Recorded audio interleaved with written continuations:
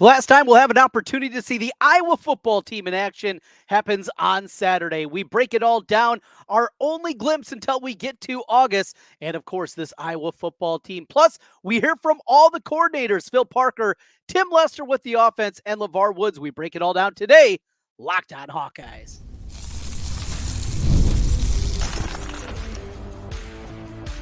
You are Locked On Hawkeyes, your daily podcast on the Iowa Hawkeyes. Part of the Locked On Podcast Network, your team every day. Welcome in. I'm Trent Condon, and this is the Locked On Hawkeyes podcast. Thanks for making Locked On Hawkeyes your first listen every day. We're available wherever you find podcasts. You can also find us on YouTube. While you're there, make sure you hit the subscribe button. Helps us get in front of more Hawkeye fans. Today's episode is brought to you by Monopoly Go. I admit it, I have a competitive side, and it is a big fan of Monopoly Go. The mobile hit twist on classic Monopoly. So join your friends and download Monopoly Go now, free on the App Store or on Google Play. Well, an interesting Thursday as we got to hear from all three coordinators with the Iowa football team. We got a busy show for you today with a lot of football. Look, it's taken a backseat because of the women's basketball team, transfer portal, what's been happening there. We have not had the normal amount of spring football. We got you covered today, though, what to look for. We're going to talk a little bit more about these coordinators and a potential portal entry making their way to Iowa City and a visit coming up this weekend. But we kick things off first from the conversations with the three coordinators today. Of course, Phil Parker. Look, with Phil Parker, he is like dry toast, right? Just not a whole lot there. We know what a great coach he is, but in terms of personality, in terms of giving you a great fodder for social media and the message boards and for podcasts and radio columns, newspaper columns and all the like, you're not going to get a whole lot there. But you can find out some things with Phil Parker. A couple of interesting spots. Hearing from the Broyles Award winner. First, some of the players that he singled out. And right away, he came out firing. He was talking about Max Llewellyn. When you see something like that, that's one that definitely has to get your attention. We've seen Max Llewellyn the last couple of seasons. He's been a rotational piece. But when he comes out hot, firing right away and talking about Llewellyn, that's something there. He also mentioned Ethan Hurkett, Deontay Craig, and Graves. Those three guys, all veteran players on the defensive line, but also all three players that need to take another step forward this season. As upperclassmen, guys that you definitely want to see take a step forward. We talked about Deontay Craig. Coming into last season, there was talk of him potentially being an early entry into the NFL draft with his size, the long arms that he has, the ability to get to the quarterback that he showed during his sophomore campaign.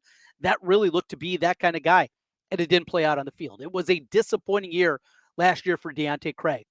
And in a season where they're likely not going to have the same kind of depth on that defensive line that certainly they've had some of the past seasons, you need these top guys to really take a big step forward. I think Craig has the ability.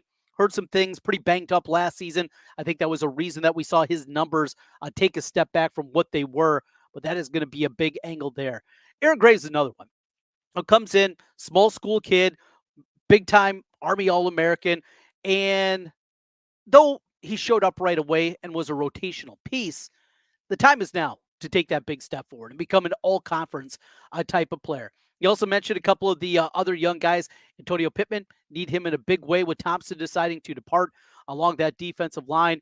And Allen, who was great last year in April, was great last year in August. Brian Allen, though, still trying to figure some things out. And he's a guy that can get to the quarterback, another one of those guys that you're going to need. We know the linebacker group is absolutely stacked. And not just stacked in terms of what you have with the starting experience there, with Nick Jackson coming back, with Jay Higgins coming back. You have both those guys out there. You throw in even a guy like Kyler Fisher, but then also hearing more about Carson Shire, who they've been high on since he showed up on campus. Injuries have been the issue there. And Jane Harrell. Heard from Harrell earlier this week. I thought it was really interesting hearing him talk about the opportunity, instead of moving on, to just bide your time, right? To do the work and know good things are going to come your way. And, the way that they're invested. We say a lot about this Iowa football program, but the culture that Kirk Ferentz builds year in, year out, He talks about leadership a ton because it's ultra important for this program. And why is Iowa in the top 15 in terms of wins over the last 5, 8 years? How is a program like Iowa, with the woes that we've seen offensively, certainly lately, but just overall, I mean, how are they competing in the upper echelons of college football? And the consistency that we see year in and year out, the culture that Kirk Ferentz builds is a big part of that. And when you see a guy like a Jaden Harrell stick it out, knowing that the likelihood is he's going to have only one season as a starter, but instead of departing, instead of finding a place where he can play right away, he's going to stick around, keep doing the work, and eventually you hope it pays off for a guy like that. And then Phil also talked a little bit about the defensive backfield and some things there. Couple of names, new names maybe to keep our eye on. I thought it was interesting when he brought up Xavier Wampa, said he improved a little bit. Is that a Philism? Or something to read into Xavier Wampa, because 2 years in, he hasn't lived up to the 5-star billing. He's been good. He hasn't been great. And when you get a 5-star, you expect greatness, and it hasn't quite been there for Xavier. Is this him pushing him? Potentially. And then talking about the quarterback spot, some good things about TJ Hall. Also, the same thing that we heard from LeVar Woods. We'll get into a couple of things from LeVar coming up here, but TJ Hall, remember when he was coming out of high school, he was one of the bigger recruits that Iowa got out of California. He was a 4-star kid, had offers from all over the country, and was hurt last season. He was, in fact, beating Cooper DeJean last year as a gunner in terms of tackles a year ago. So getting him healthy, a lot of talk again about John Nestor. We've talked about him here throughout the course of the spring. He's going to be another guy you're going to see a ton. And then Zach Lutmer showed up, both Phil Parker talking about him and also on the other side, special teams wise, with LeVar Woods. So those are some of the things, some of the names at least to keep an eye on again as you're trying to figure out exactly what Phil Parker is trying to say and read between the lines. We talked a little bit about LeVar Woods, a couple of notes there. Probably the biggest and most important is what's going to happen in the special teams with the specialists, the kicking specialists. Drew Stevens got off to a great start in his career. Drew Stevens looked to be potentially not just an all-conference player, but maybe an All-American type of player. I mean, that's what we saw.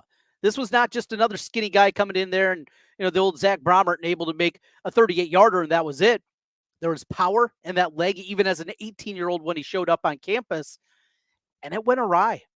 And towards the end of last season, lost his gig in the field goal attempt to beat Nebraska as Meter came in and knocked that one in and never had another opportunity. He kicked off twice, kicked off in the Big Ten championship game, kicked off in the bowl game. That was it. No other opportunities to kick the football because of the ineptitude of the offense. But that is going to be key. And we'll see about Reese Dakin. Comes in from Australia. Remember, he's not showing up at 22 years old, though, like we saw with Torrey Taylor. This is a guy that's going to be younger. I think you're going to see probably some more growing pains that are going to happen than what we saw with Torrey. And there were even those moments with Torrey Taylor. I mean, it wasn't that everything was outstanding every single time. It was really good right away. And Dakin certainly seems like he has a strong leg, but some things there. A lot of talk about Gunners. Good stuff out of LeVar. Maybe one of my favorite moments, though, somebody asked him about fakes. We've grown accustomed to him coming up with some great trick plays in special teams. He said they were called last year.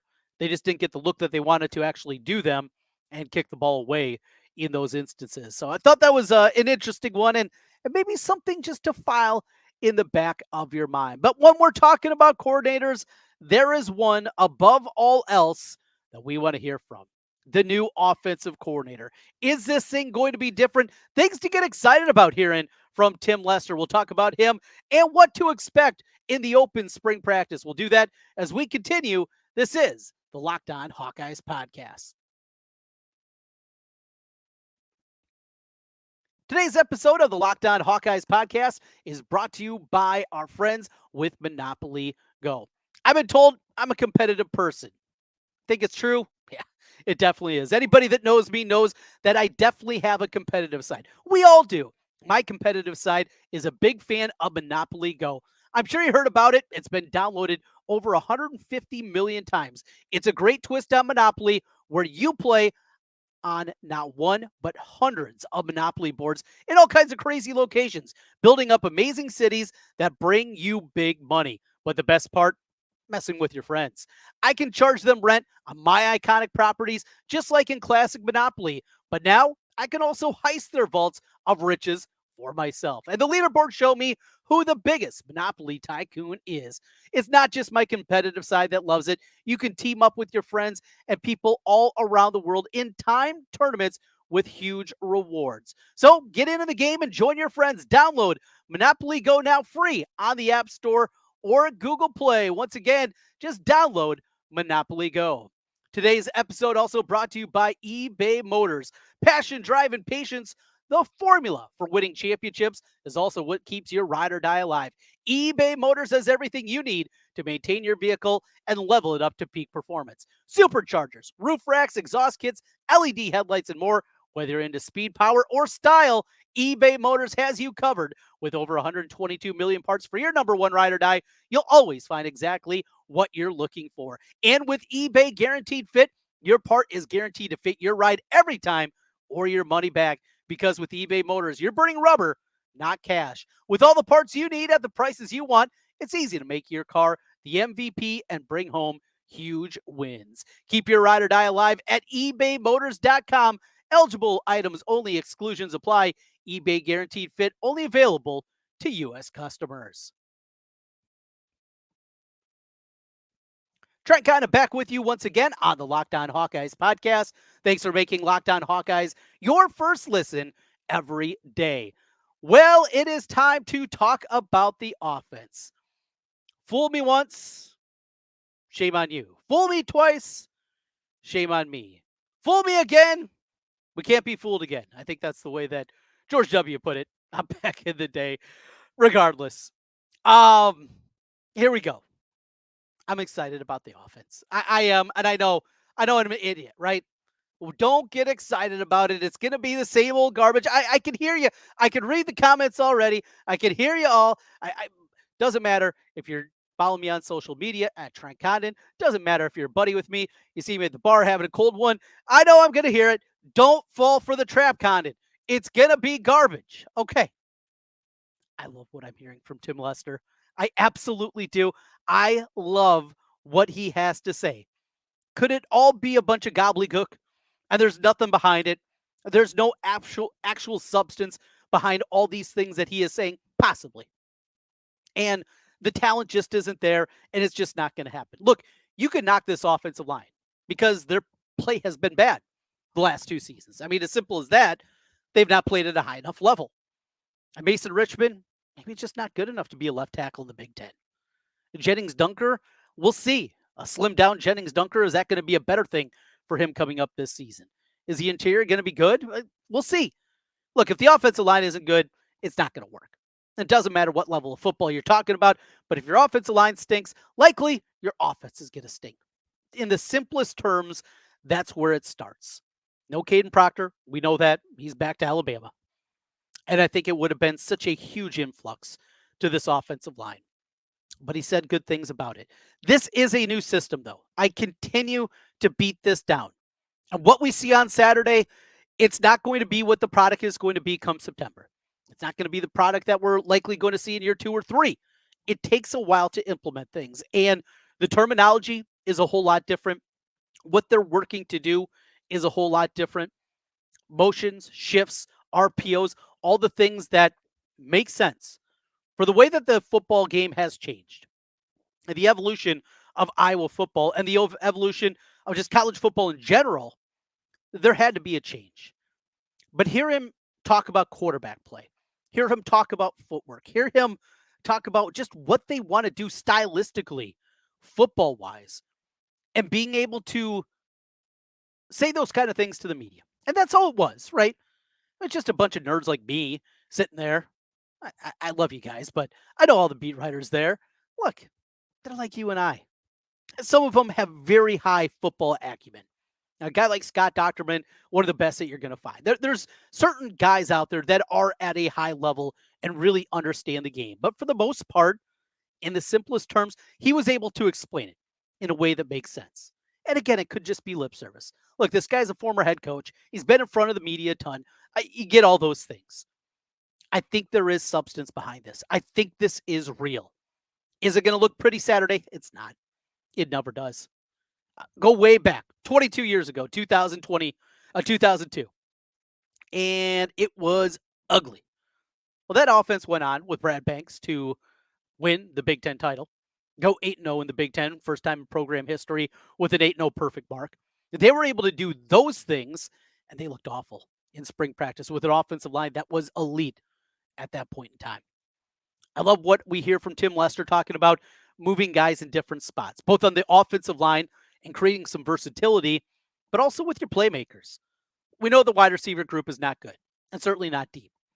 Caleb Brown has a chance. I think Seth Anderson at minimum can be a solid wide receiver in the Big Ten. And then after that, you kind of throw your hands up. Wetchin's fast. Okay? It's also little. Can he catch the ball? Who knows? Jarrett Bowie? We'll see. I mean, I loved him to be the next CJ Jones or Mo Brown, the last great, Florida wide receivers. You'd love to see something like that. We'll see. There's a whole lot there. So you take a position with depth in running back. You put Terrell Washington Jr. over there. You play him in the slot. It makes sense. That versatility, not just trying to force in, this is our system. This is what we have to do. No, adaptability. That's another thing that when I hear Tim Lester speak, I hear a lot of that. Those are the kind of coaches that I like. Yes, you have a system, but you adapt. You change to the style. You change to the talent that you have on hand. I think Tim Lester gets that. Another thing that I loved is him talking about some of the aggressiveness with the offensive line coming off the football and being more aggressive because what they're doing in the run game is going to look different than what we've seen in the past. Kirk Ferentz has basic tenets of football, but this is going to be different. He mentioned he thinks Kirk Ferentz is having a good time helping out the offensive line and learning some different things. Maybe this is something that rejuvenates Kirk Ferentz and gives him a little bit of a push. Look, it was tough last year. Your son's fired. The offense is hideous. I mean, he had to watch it even closer than we did, right? He saw it up close and personal. He knew it was terrible. Got a quarterback turning it over all the time in Deacon Hill. Those are things that are incredibly frustrating, no doubt. But the hope is this going to be something that's going to maybe light a little more of a fire under Kirk. And he doesn't need it because this guy is still engaged deep into it, but now taking maybe a little bit more of the CEO role, hands off in some of the offensive stylistic things that he was trying to help out with Brian that just weren't able to work the last couple of seasons. That's a possibility and a hope that you hope for with this program. But a lot of good stuff there. So what are we going to see on Saturday, right? I mean, that's the $1 million question. I mentioned the offense is not going to look good. It rarely does at this point. Defense ahead of the offense, you're going to see some things, but there are some things to keep an eye on. Now, we hear the talk about footwork. You're not going to see Cade McNamara going through a bunch of 7-on-7s. When they're going live, he's not going to be out there. Still a couple months away from him being ready to go. I know we don't want to see Deacon Hill really in any kind of competitive snap this season. Look, if that happens, this thing's gone terribly awry. But speaking of that quarterback spot, though, I was one of the many people I think out there that wanted to see, with Cade McNamara being out this spring, the Marco Lionez was going to be the number one. That's what I wanted to see. The reason is because we saw last year, Deacon doesn't have it. He's got a strong arm and that's it. And there's a lot more to being a quarterback than just having a strong arm. But he's a turnover machine. It was sloppy. It was ugly. It was just bad football. We're all out. Can it get better? It can. There's really only one way to go but up. But that aside. And then hearing Tim Lester talk about that today, he mentioned that Marco's taking all the 2 and 3 reps, and he's taking more, and that Tim Lester's putting a lot on his plate. Look, the game plan and what they're trying to do is to get this team ready for Cade McNamara to be the quarterback. And maybe in a way, Deacon Hill can emulate what he does better because Marco's a runner. Lionez is an athlete. We saw that in the bowl game against Tennessee. He is a guy that probably at this point in time, his legs are a greater attribute than what he has with the arm. That's got to get better. And that arm's got to catch up with what he can do athletically and running the football and do those kind of things. Lester said, there's a couple of plays every practice, though, that he shows good versatility and ability with those legs to do things. Got to catch up. Well, and you're basically doubling the reps. taking all the 2 and 3 reps, that's something that can help out. We'll see. I think we all understand and believe that a backup quarterback is necessary for this program. A real backup quarterback. Somebody that can come in, hopefully learn for a full season and a healthy season of Cade McNamara, and then becomes the starter in 2025. I mean, that is a perfect scenario if it can play out in that fashion. Bringing a guy that redshirted last year, maybe a sophomore, has got a couple of years of eligibility. I think that's what you're looking for more than anything. If you don't believe that Marco Lioness is ready, you certainly don't believe that James Rezar, who won't show up until June, is going to be ready to be that guy. We know Deacon's not that guy. That's what you're looking for there. A couple of things. Mention some of the names to keep an eye on. Those young guys that pop a lot defensively, talked about a couple of those. I do want to see, too, the elements of what they're still doing with the outside zone. In the running game, we saw this a season ago. And though Iowa had a couple of pretty successful running games, and certainly better than it was the year before, it still's got a ways to go. And then the outside zone was dead. In the system that Iowa ran, that stretch play to the outside, you couldn't do it anymore because you can't cut block. They're going to call clipping in there. They're going to call cut block. You just can't do it. And the backside backer or the defensive end, whoever it was able to come across unencumbered. And there'll be time you have blocked up front pretty good. Yet the running back still be hit with a 2-yard loss on those stretch plays. They're still running outside zone. Teams in the NFL run outside zone. You can still do it. You just have to do it in a different way.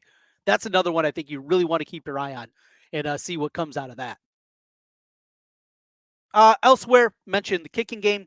Those are going to be important. What you see out of Dakin's got the strong leg. How about placement for the punter? Drew Stevens bouncing back and doing it in front of a crowd for the first time.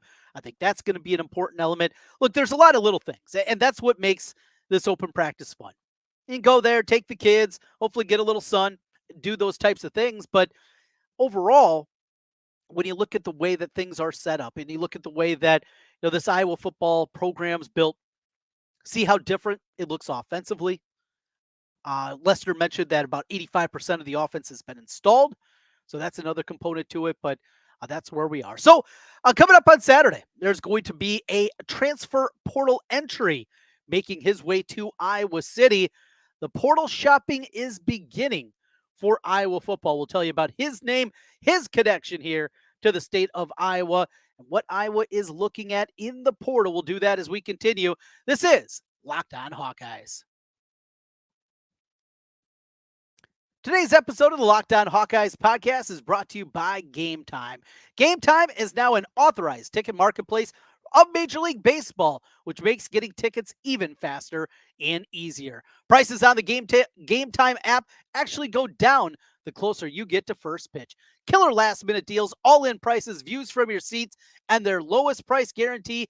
Game Time takes the guesswork out of buying MLB tickets. Toggling the all-in price feature. I love this part. Those fees at the end of buying tickets drives me absolutely crazy. You don't have to worry about that with Game Time.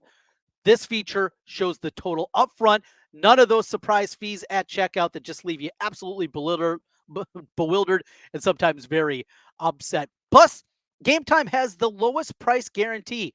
Game Time will credit you 110% of the difference if you find seats in the same area. Take the guesswork out of buying tickets with Game Time. Download the Game Time app, create an account, and use the code LOCKEDONCollege. Very important, LOCKEDONCollege for $20 off your first purchase. Terms apply. Again, create an account and redeem code LOCKEDONCollege, LOCKEDONCOLLEGE for $20 off. Download the Game Time app today.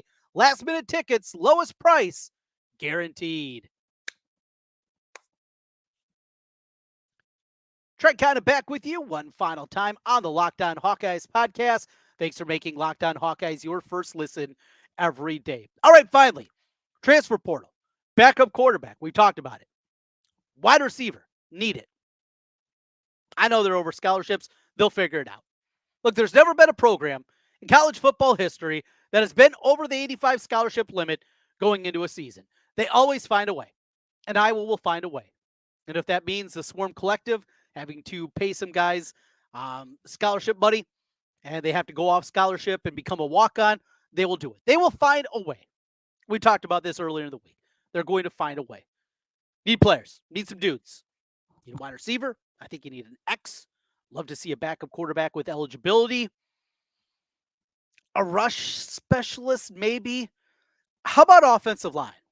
Well, there's one that's visiting this weekend, and that's Cade Beauroot. I saw Cade play in high school a bunch.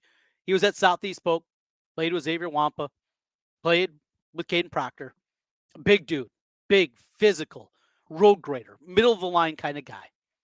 Potentially, could he be the one that takes over for Rusty Feth? Perhaps. So he played last season at North Dakota. Not the Bison, not North Dakota State. Played with Hawks, North Dakota. Pretty good program in their own right. Not NDSU level, but pretty good. Playoff team more times than not. He was a freshman All-American this past season. Second team overall All-American team at the FCS level from North Dakota. Graduated high school in 2022. So this is a guy that I think would make a whole lot of sense. Now, one thing the Blair Sanderson of Rivals mentioned, not Rivals anymore, excuse me, on 3 over at Hawkeye Report. Blair mentioned that the coaches had told him they still are not sure on the scholarship front. Look, again, we get into this. It's funny money. And a huge percentage of the Swarm Collective money goes to football. This is another one. Hey, you're coming back in state. I don't know how many full rides. I know the scholarship limit at the FCS level is 63. Not sure if he's a full ride guy up in North Dakota. And if he's not, the money might be very negligible. You're talking about the difference between out-of-state tuition in North Dakota and in-state here at Iowa. Find a way. Look, if he's willing, if Iowa can find a way to get him here, I think this would be great. A local kid has already shown an ability to play at a high level at the FCS level. This has worked pretty well in the past. Absolutely no doubt about it. I think this would be one that would make a whole lot of sense for Iowa. Cade Beauroot, a one to keep an eye on. Thanks for making Locked On Hawkeyes your first listen every day. Hey, and are you watching Fox, ESPN all day on your TV? Do you have to turn down the volume with all the shouting? Make the switch. Locked On Sports Today. It is a free 24/7 sports streaming channel programmed for you every day to bring you the biggest stories without all that screaming. Locked On Sports Today brings you can't miss analysis, opinions, and news streaming 24/7 on YouTube or the free Amazon Fire TV channels app. Part of the Locked On Podcast Network, your team every day. We will be back with you after the open practice and get you set for a new week. Transfer portal still buzzing. Iowa men still looking for another big. Are the Iowa women done? They're out of scholarships. We have that. A series where Iowa, the bounce back needs to happen on the baseball field coming up this weekend against Rutgers because it's Nebraska after that. And they're running out of games. Get into the Big Ten tournament. Your only hope at this point in time is winning the Big Ten tournament. They got to get there. We got you covered on that front and a whole lot more. Thanks for making Locked On Hawkeyes your first listen every day. We'll talk to you again tomorrow. Go Hawks.